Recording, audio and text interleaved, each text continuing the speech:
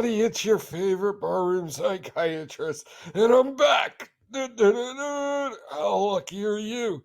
And today we're going to be talking about the Sentry.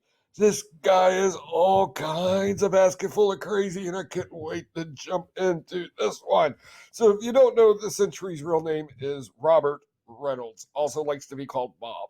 And this is fascinating because basically Bob is just a middle aged, overweight guy. He remembers being the Sentry, a superhero, more powerful than a million exploding suns. It's kind of like me after Taco Bell. Come to find out that nobody else seems to remember him, though. It's kind of, it's weird how they wrote the story, but I loved it. It was awesome. Anyway, in which he was a fictional forgotten creation of Stan Lee, is how it was written into it. The personal history of the Sentry was written by different and various publications, yada, yada, yada, in the narrative of the story. If this is confusing, well, it's supposed to. We'll come to find out the only way he could truly save everybody from the Void, the bad guy, was to wipe everybody's memories away. He was, at this point, considered the original superhero to some degree.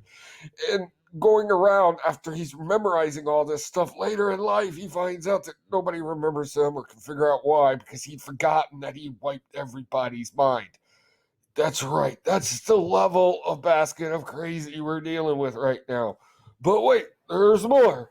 He also suffers from agoraphobia, alcoholism, drug use, schizophrenia, and dissociated identity disorder, our favorite one when it comes to superheroes. This is fascinating to every level. He suffered his agoraphobia later when he realized who he was and why he did what he did. So that there's that. The alcoholism and drug addiction is something that's constantly later on expressed in his various stories. But the schizophrenia and dissociative identity disorder are obviously the more intriguing aspects of him. So he takes this super soldier maxed 1 millionth syndrome or serum and like plugs it into his body because he thought he was getting high on something, right? And of course, it makes him into the Sentry, which means he's got to fight an equally powerful being. But, like, legitimately, this guy's got every single superhero power you can think of.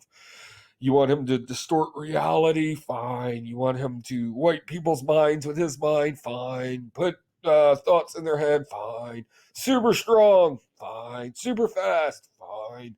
Just everything is crammed into this guy in the sky with the golden lock. And of course, we're not talking about Jesus. We're still talking about Sentry. So he can do all this thing. So what would be a fitting enemy for him? Oh, wait. That's right. It's the Void. So who's the Void? Well, it's Sentry. It's him. He's his own worst enemy. What a great allegory with everything else that's going on with this guy. So you got three personalities crammed into a middle-aged white guy that's overweight that loves to drink a lot. Sounds like me. I kind of like this guy. But anyway, you cram them all into one. So at the end of the day, what does agoraphobia and all this other stuff mean? Well, agoraphobia is a fear of going out. In this case, it can kind of somewhat be rationalized since he is the Void.